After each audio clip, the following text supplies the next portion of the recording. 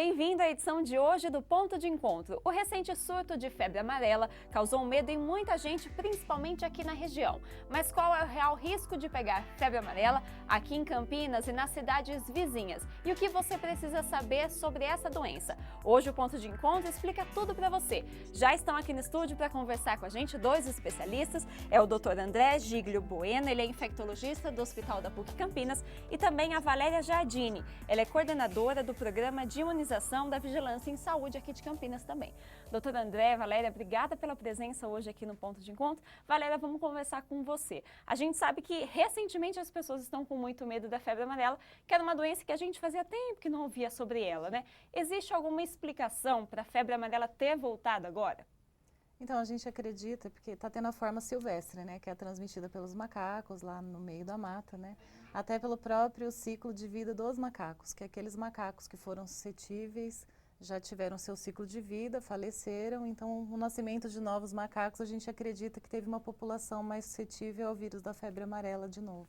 E, doutor André, qual que é o real risco dessa doença? A gente sabe que tem pessoas que contraem a febre amarela, passam pelo tratamento de uma forma relativamente tranquila, na medida do possível, e ficam bem. Mas existem alguns casos que a doença é mais grave e que ela, inclusive, leva ao óbito. Como que a gente diferencia isso? Por que algumas pessoas contraem a forma mais grave e outras a mais tranquila? Como que isso funciona? Então, de fato, não tem como diferenciar isso, né? A evolução da doença vai depender de cada paciente de fato. Então, mais ou menos 90% dos casos, a infecção é assintomática ou oligossintomática. Então, o paciente vai ter os sintomas do quadro clínico da febre amarela, mas vai se resolver sem problema algum. Agora, em torno de 10% dos casos, o paciente tem risco de ter a doença na forma mais grave. Aí sim, evoluindo com complicações hemorrágicas, insuficiência renal, insuficiência hepática, com risco de óbito, inclusive. E Valéria, aqui em Campinas, existe um real risco de a doença chegar até nós? O risco hoje, a gente não existe o risco hoje, Campinas está fora, a gente tem feito um trabalho na vigilância bem sensível para fazer a investigação dos casos importados, né, que tem vindo, que foram pessoas que viajaram, mas a gente faz também a vigilância dos macacos mortos que são encontrados. Isso já é um trabalho que existe na vigilância desde o ano passado. Todo macaco que é encontrado morto, a gente encaminha para análise. E a gente sempre investiga febre amarela e raiva. O ano passado foram 6 macacos, veio o resultado negativo. Este ano já enviamos também 6 macacos, tem 4 em análise e 2 já vieram com resultado negativo. Como a febre amarela está tendo, o ciclo silvestre, ele precede, a gente fica muito atento à questão dos macacos, da morte dos macacos, que é uma investigação importante para preceder. No caso de Campinas, não há risco neste momento. Inclusive, você falou a respeito dos macacos, mas só para quem está em casa entender melhor como que é o ciclo de transmissão dessa doença, a nossa repórter Rafaela Ribeiro vai mostrar numa reportagem para você direitinho como é que funciona a transmissão e o esquema da febre amarela. Vamos acompanhar. Desde o final do ano passado, o Brasil está em alerta por conta de uma doença que já bateu recorde histórico em menos de um mês, a febre amarela. Enfermidade que se caracteriza por uma febre aguda e que a princípio apresenta os mesmos sintomas da dengue, como dor de cabeça, dores no corpo, vômitos e fraqueza. A maioria das pessoas melhora após estes sintomas iniciais e 15% podem desenvolver uma forma mais grave da doença. A febre amarela possui 2 formas de transmissão. A silvestre, por meio do mosquito Hemagogos, que pica o macaco que tem a doença e assim transmite para o ser humano. E a urbana, que é transmitida pelo Aedes aegypti, mesmo mosquito causador da dengue, zika vírus e chikungunya. Desde 1942, não há casos urbanos da patologia no país. De acordo com o Ministério da Saúde, mais de 200 casos da doença já foram confirmados e 79 mortes ocorreram pela enfermidade até 10 de fevereiro deste ano. Os estados em situação de risco são Espírito Santo, Minas Gerais, Bahia e São Paulo. Uma campanha de orientação sobre a imunização foi lançada, com o objetivo de esclarecer quem deve se vacinar, já que não há necessidade de vacinação geral por toda a população. Mesmo sendo eficiente, a vacina é feita de vírus vivo atenuado, o que pode ocasionar algumas reações adversas. Apesar de Campinas estar fora da zona de risco, só no início deste ano já foram aplicadas mais de 10 mil doses da vacina no município. Com a alta procura, um sistema de agendamento por telefone para controlar a demanda teve que ser criado pela Secretaria Municipal de Saúde da cidade, que funcionará de segunda a sexta-feira pelo telefone 160. Bom, a gente viu aí na reportagem a forma de transmissão e a vacina. A gente já vai falar sobre isso, mas, doutor André, só para a gente entender um pouco melhor a febre amarela em si, a doença. Como que os sintomas eles começam a se manifestar na pessoa? Então, a partir do momento da infecção, que ocorre através da picada do mosquito infectado, em torno de 3 a 6 dias, no máximo em 15 dias, o paciente vai começar a ter os sintomas. E no início do quadro, de fato, é um quadro bastante inespecífico. Os sintomas são muito semelhantes a qualquer outra virose até outras arboviroses que a gente tem no nosso meio. E é principalmente febre, um início abrupto de febre, cefaleia, dores no corpo, mal-estar, prostração. Geralmente se inicia dessa forma. E a grande maioria dos pacientes vai parar aí, né? Acaba melhorando a partir desse ponto. E, de fato, numa porcentagem pequena dos casos, aí sim vai evoluir para formas graves. E como que funciona o tratamento, doutor? Então, o tratamento não existe tratamento específico, ou seja, não tem nenhum antiviral que atue de forma eficaz contra o vírus da febre amarela.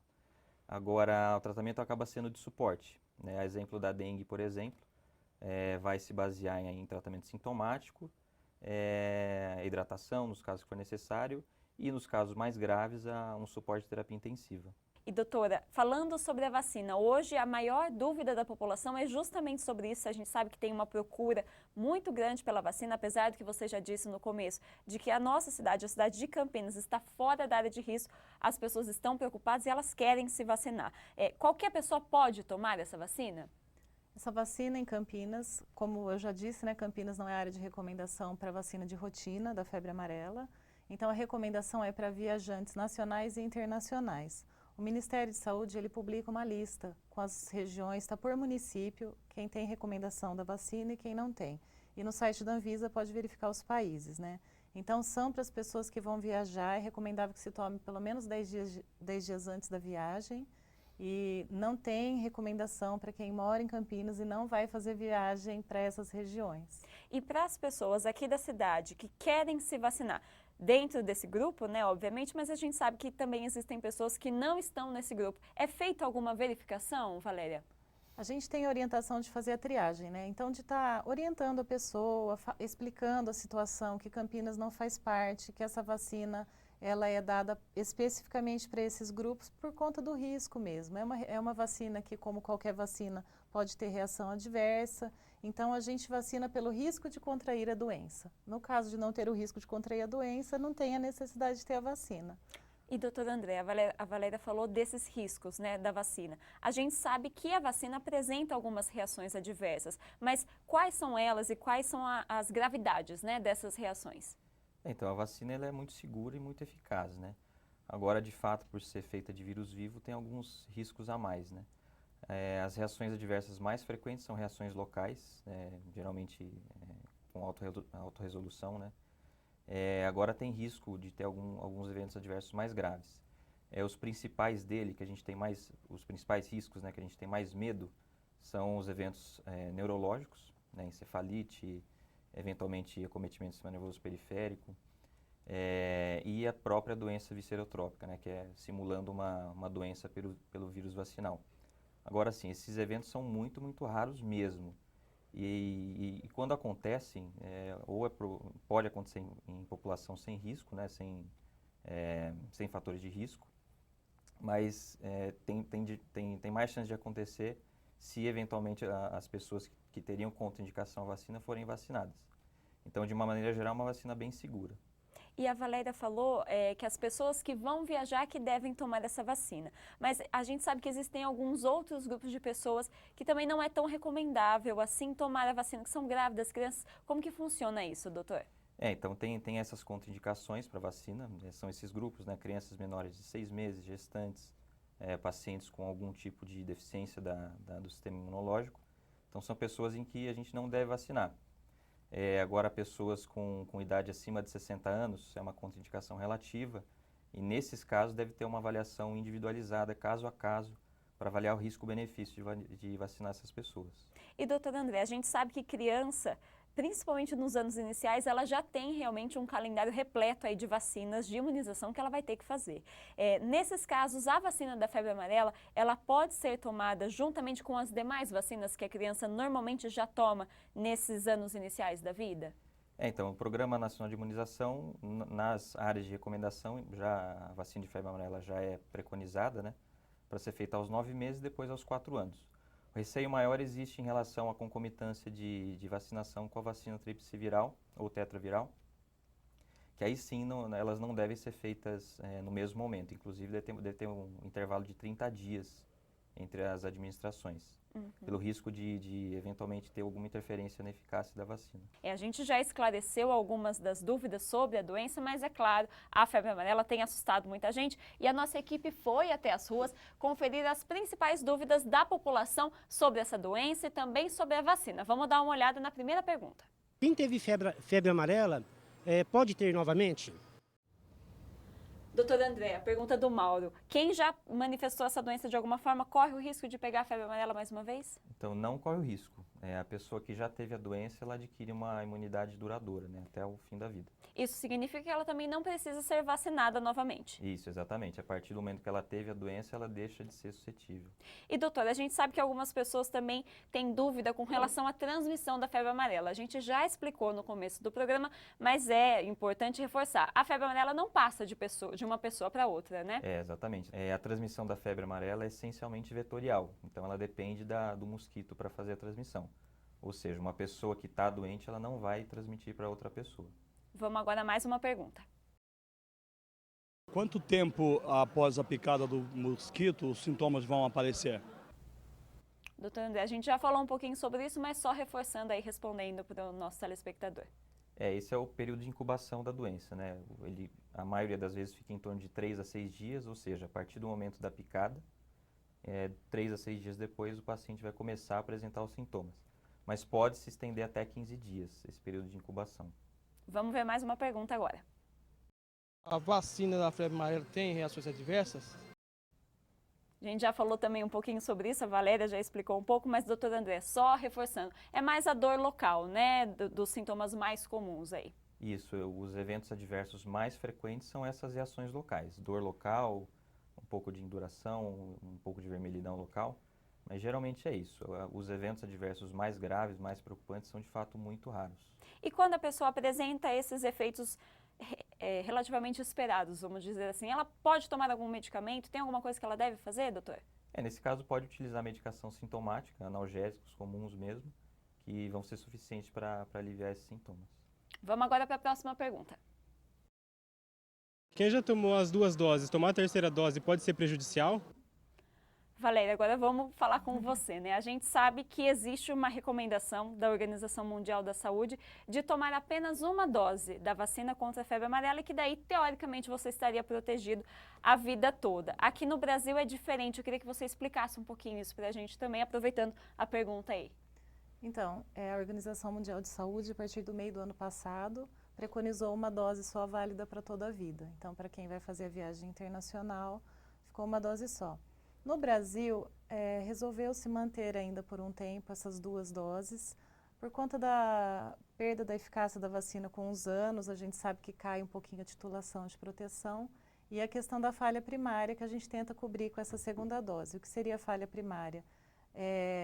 A eficácia da vacina é acima de 90%, é de 95% a 100%. Então, se 95% das pessoas adquirem a imunidade com a vacinação, tem aqueles 5% que na primeira dose pode ser que não tenha ainda adquirido essa imunidade completamente. Então, a segunda dose a gente ainda está mantendo a recomendação.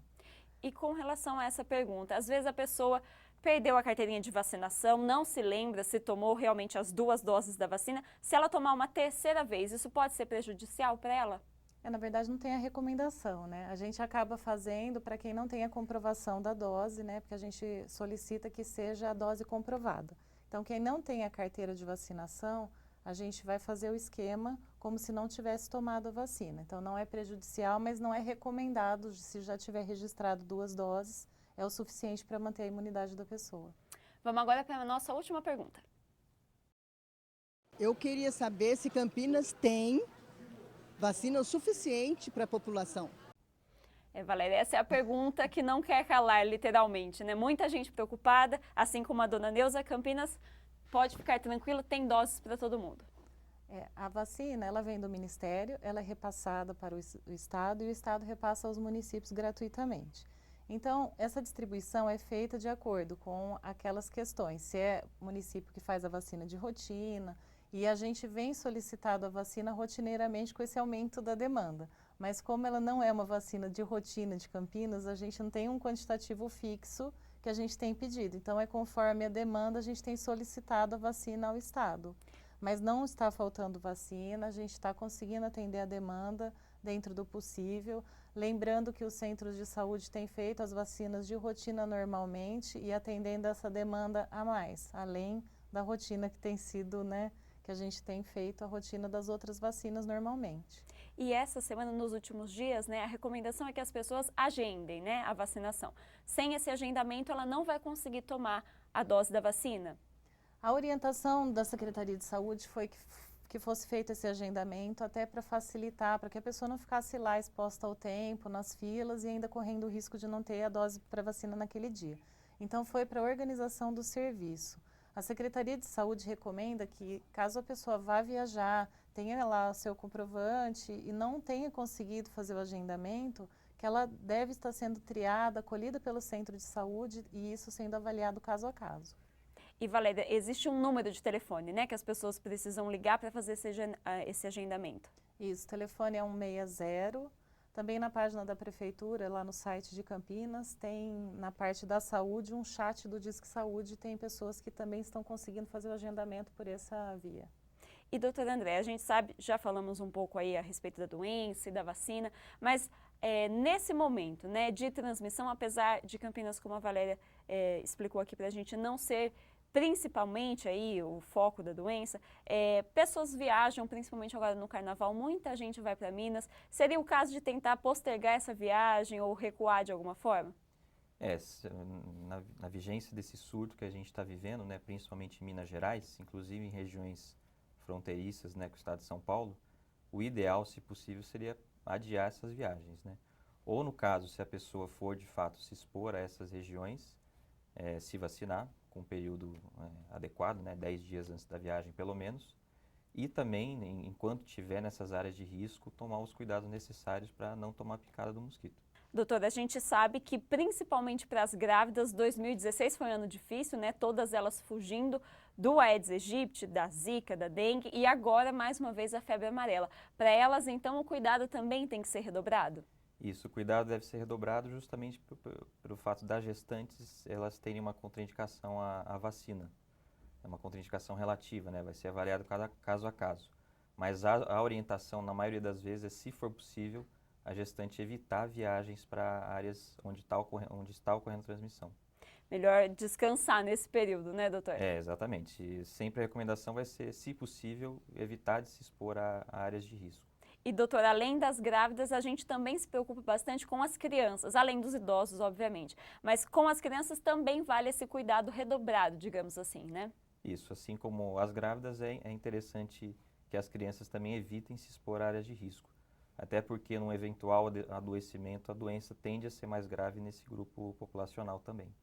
E, doutor, voltando um pouquinho na questão da vacina, você falou, né, das recomendações dos grupos que não devem tomar vacina, mas tem um fator que a gente sabe que se aplica também à febre amarela, a algumas outras vacinas, e a gente gostaria de saber se aplica à febre amarela, que é a questão da alergia ao ovo. Quem tem alergia ao ovo não pode tomar a vacina? Exatamente. Também essa é uma das contraindicações da vacina, uma vez que ela é feita utilizando proteínas do ovo. Então, pessoas que têm documentação ou história de alergia ao ovo não devem receber a vacina. Tá certo. A gente está quase chegando ao final do programa, mas antes de encerrar, Valéria, doutora André, vamos começar com você, Valéria. Queria que você deixasse um apelo e até uma espécie de tranquilização para a população sobre essa doença. Pessoal, vamos ficar tranquilo. Campinas, por enquanto, não tem risco. A gente não tem casos autóctones, que são casos que foram adquiridos em Campinas. Os casos investigados na região foram de pessoas que viajaram para áreas de recomendação. Então, vamos com calma avaliar a necessidade da vacina e realmente se imunizar quem realmente precisa. E, doutor André, seu conselho aí para quem está assistindo a gente? Assim como a Valéria comentou, o ideal é que tenha cuidado para se vacinar, para de fato só se vacinar se for se expor a áreas de risco e lembrar justamente disso, né? Se for viajar para algum lugar onde esteja ocorrendo a transmissão, lembrar de se vacinar com uns 10 dias antes, pelo menos. Tá certo. Doutora André, Valéria, obrigada pela presença hoje aqui no Ponto de Encontro. Foi um prazer receber vocês aqui, esclarecendo esse assunto aí que está assustando tanta gente. Obrigada mais uma vez, sejam sempre muito bem-vindos aqui com a gente. Obrigada. E essa edição do Ponto de Encontro fica por aqui. Outras produções da TV PUC você acompanha na nossa página no Facebook, no portal da PUC Campinas e também no nosso canal do YouTube. Obrigada pela companhia, um ótimo fim de semana para você e até semana que vem. Tchau, tchau.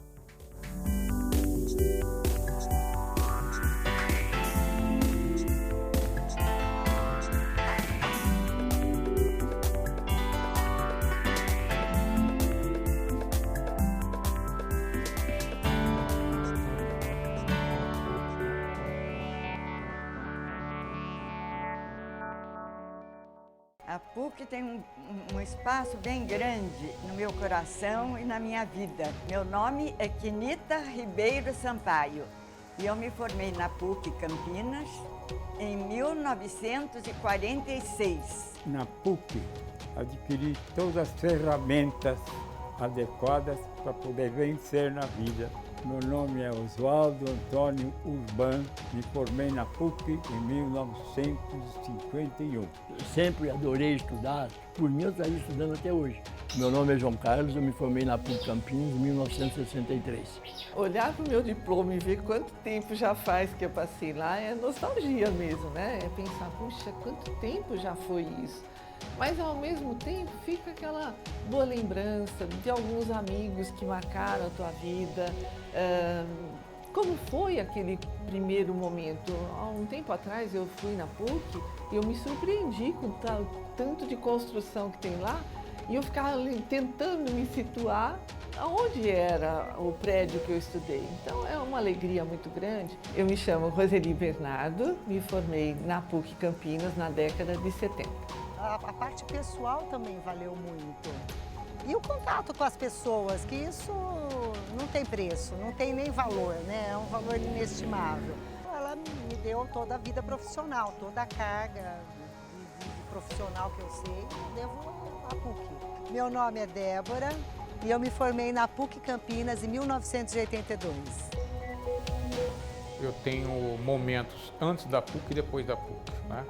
Eu acho que toda a minha carreira profissional, de dedicação, de sucesso, se deve ao período que eu estudei na universidade. Primeiro, pelo relacionamento que eu tive com os próprios acadêmicos, colegas, amigos, professores, e depois a oportunidade que eu tive através da instituição no mercado do trabalho. Eu sou do momento, né, que as empresas faziam fila para recrutar os profissionais de administração da PUC. Meu nome é Joaquim Carlos Dias, eu me formei na PUC Campinas em 1981. Eu sinto saudade da relação que a gente tinha com os professores, da relação com os amigos que eu trago até hoje. Meu nome é Fernanda Antunes, me formei na PUC Campinas no ano de 1991. São anos e anos frequentando o mesmo local, convivendo com as pessoas, com os colegas. Então é quase um segundo lar mesmo. Todo o contato inicial que eu tive com a medicina foi através da PUC. Eu fui conhecer o que é a medicina realmente dentro da PUC Campinas. Meu nome é Pedro Solfa e eu me formei na PUC Campinas em 2008. Eu optei pela PUC Campinas pela tradição que ela tem, né, no mercado, em termos de nome, de força, de reconhecimento, né, toda essa tradição que ela tem no mercado de trabalho. O retorno que eu tinha em relação a essa expectativa foi positivo. Meu nome é Iago Bob, eu me formei na PUC Campinas em 2014. Meu nome é Milena Bellini e eu vou me formar em 2016. Formo em 2017 na PUC Campinas. Me formo na PUC Campinas em 2018.